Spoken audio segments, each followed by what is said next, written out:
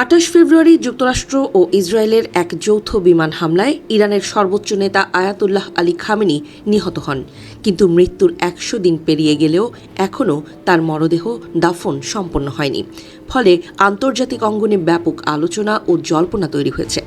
একই ঘটনায় নিহত অন্যান্য উচ্চপদস্থ ইরানি সামরিক কর্মকর্তাদের দাফন ইতোমধ্যে সম্পন্ন হলেও খামেনির মরদেহ নিয়ে কোনো চূড়ান্ত ব্যবস্থা না নেয়ায় বিষয়টি আরও প্রশ্নবিদ্ধ হয়ে উঠেছে। বিভিন্ন প্রতিবেদনে বলা হচ্ছে, ইরান সরকার খামেনির জন্য একটি বিশাল রাষ্ট্রীয় ও ধর্মীয় শেষকৃত্যের আয়োজনের পরিকল্পনা করছে। পরিকল্পনা অনুযায়ী তার মরদেহ একাধিক শহরে নিয়ে গিয়ে জনসম্মুখে শ্রদ্ধা নিবেদনের সুযোগ দেওয়ার কথা বিবেচনা করা হচ্ছিল।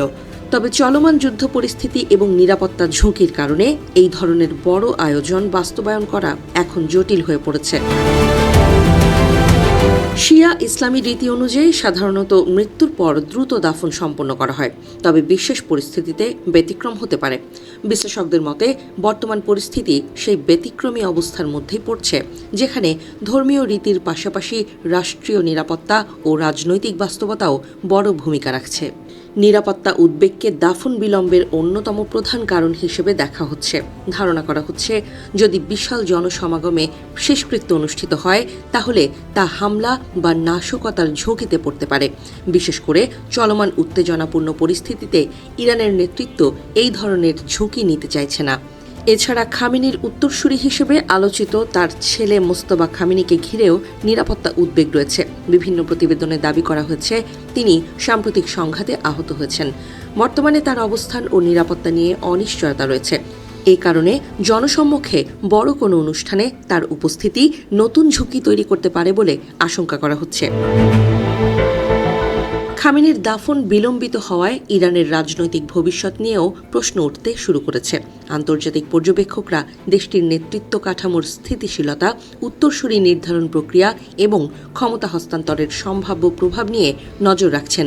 অনেক বিশ্লেষকের মতে এই পরিস্থিতি মধ্যপ্রাচ্যের সামগ্রিক রাজনৈতিক ভারসাম্যের ওপরও প্রভাব ফেলতে পারে। ইতিহাসে দেখা গেছে, ইরানের শীর্ষ নেতৃত্বের শেষকৃত্য রাজনৈতিক শক্তি প্রদর্শনের একটি বড় মঞ্চ হিসেবেও ব্যবহৃত হয়। এর আগে বিপ্লবী গার্ডের শীর্ষ কমান্ডার কাশেম সুলাইমানির শেষকৃত্য কয়েকদিন ব্যাপী জাতীয় অনুষ্ঠানে পরিণত হয়েছিল, যেখানে ইরান ও ইরাকের বিভিন্ন শহরে ব্যাপক জনসমাগম হয়েছিল। বিশ্লেষকদের ধারণা, খামেনির ক্ষেত্রেও একই ধরনের বৃহৎ রাষ্ট্রীয় আয়োজনের পরিকল্পনা থাকতে পারে। তবে বর্তমান যুদ্ধ পরিস্থিতি, নিরাপত্তা ঝুঁকি এবং রাজনৈতিক অনিশ্চয়তার কারণে সেই পরিকল্পনা বাস্তবায়ন বিলম্বিত হচ্ছে। বিশেষজ্ঞরা বলছেন, লজিস্টিক সংকট এবং শীর্ষ নেতৃত্বের চরম নিরাপত্তা চ্যালেঞ্জেই মূলত খামেনির দাফন বিলম্বের মূল কারণ। যতদিন না যুদ্ধ পরিস্থিতির উন্নতি হচ্ছে, ততদিন খামেনির দাফন কার্যক্রম আটকে থাকতে পারে বলে মনে করা হচ্ছে। অবশ্য খামেনির মরদেহ সংরক্ষিত আছে নাকি ইরান গোপনে তার মরদেহ দাফন করেছে, সেই বিষয়ে কিছুই জানা যায়নি।